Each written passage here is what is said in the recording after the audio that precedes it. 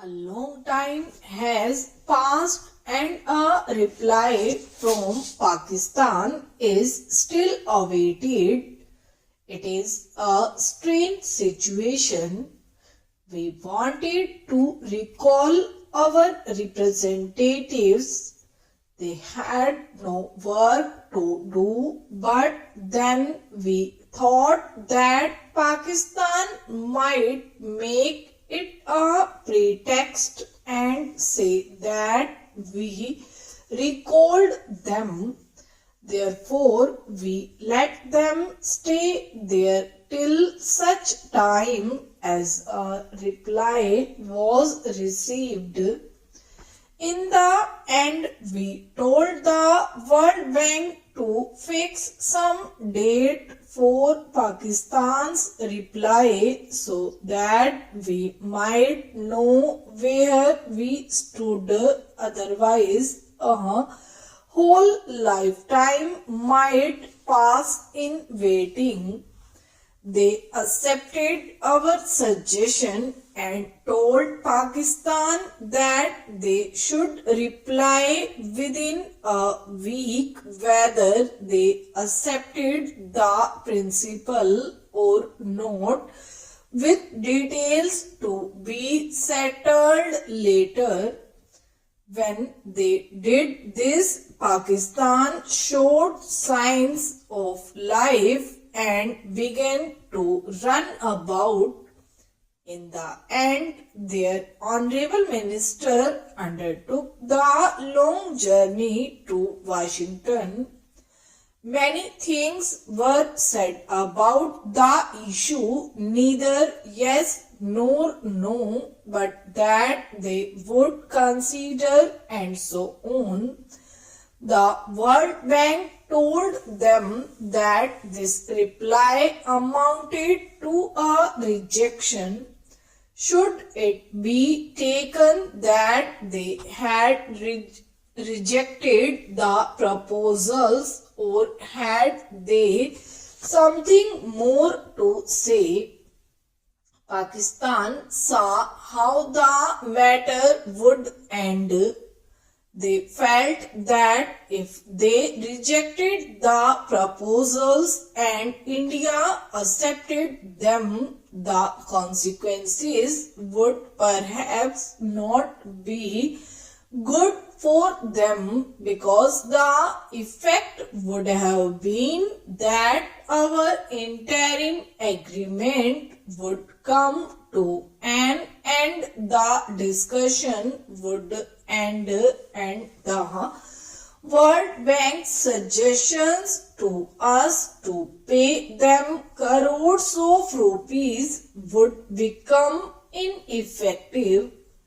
The rights of both sides were clear.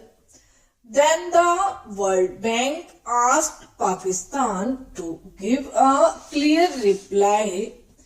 We had made our arrangements for the return of our deputation, but only 3 or 4 days ago Pakistan said that they accepted the principle underlying the proposals put forward by the World Bank, but they added that they could not give a final reply unless the whole picture was before them.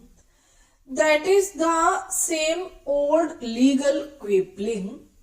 On one side, they say that they have accepted the proposals, and on the other, they keep the door open for escape on the pretext that they have not seen the full picture. This is where matters stand at present. Meanwhile, when Pakistan did not accept the proposals, we wrote to the World Bank that we had been making time for 3 months or so Therefore, our agreement not to reduce the water supply no longer held good. We resumed our freedom of action. We were ready to talk when they or Pakistan wanted, because we did not intend to shut the door to agreement. But the talks had ended and our delegation would be returning home. The bank people told us, however, that Pakistan's attitude was changing and that they were saying that they accepted the principle. Since there were chances that a way out would be found, the bank asked our delegation to wait for a few days more. Our representatives agreed to do so.